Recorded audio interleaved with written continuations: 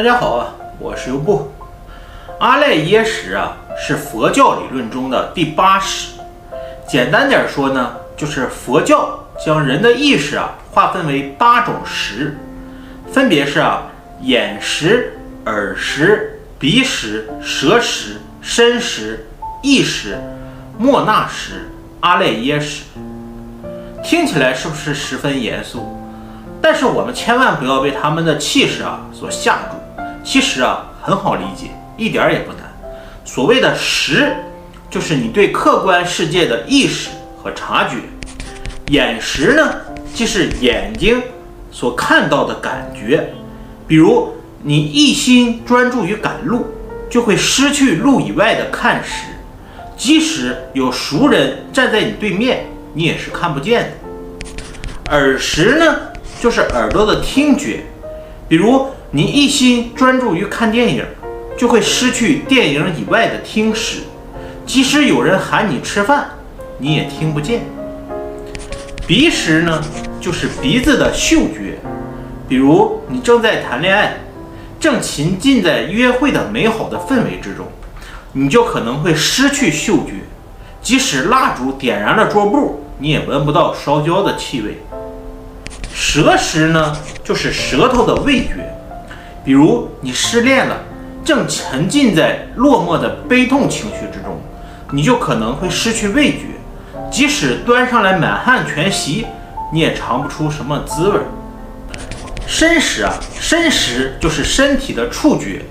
比如你正在被老虎追赶，你一心想要去逃命，夺路狂奔，即使半路中你被树枝划伤了，你也感觉不到疼痛。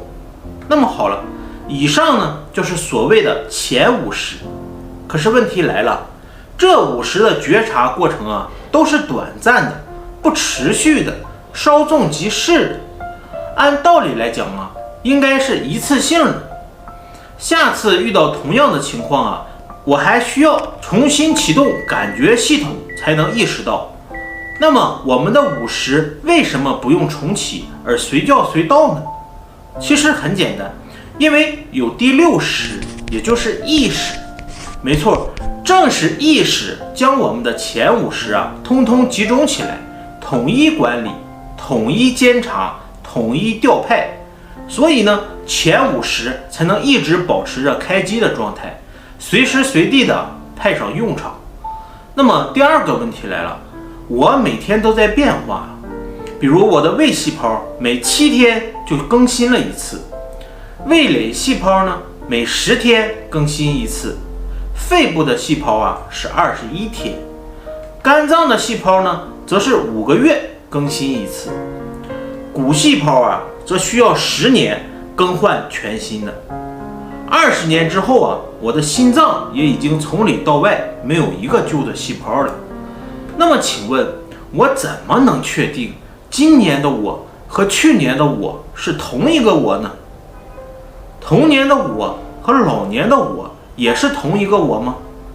答案当然是肯定的，因为我们有第7识，也就是末那识。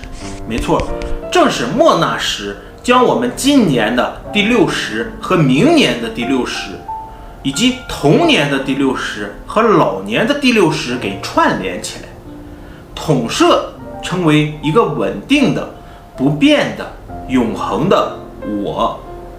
这个每天在你心里说我就是我的我，其实就是我执。佛法中管它叫末那识。那么第3个问题来了，我这一辈子从生到死已经完全被第7识，也就是末那识给统治了，那第8识又有什么作用呢？错了，这里就是人们经常犯错误的点，也就是第7识末那识，它只是统治你一辈子，而第8识呢，阿赖耶识呢，却能统治你生生世世。没错，在佛教看来正是阿赖耶识将今生的你以及前世的你还有下辈子的你给串联起来，统摄呢成为一个稳定的、不变的、永恒的你。你死亡的时候啊，它最后一个离开你的身体；你投胎的时候呢，它第一个冲进肚子里。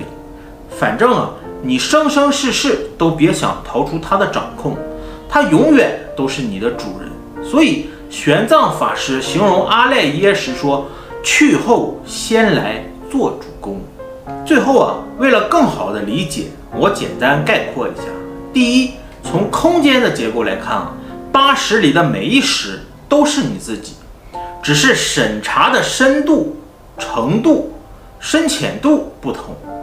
人呢，就像一棵树，第8识阿赖耶识相当于树的种子，第7识呢，末那识相当于树根，而第6识啊，意识相当于树干，前5识眼耳鼻舌身相当于树枝。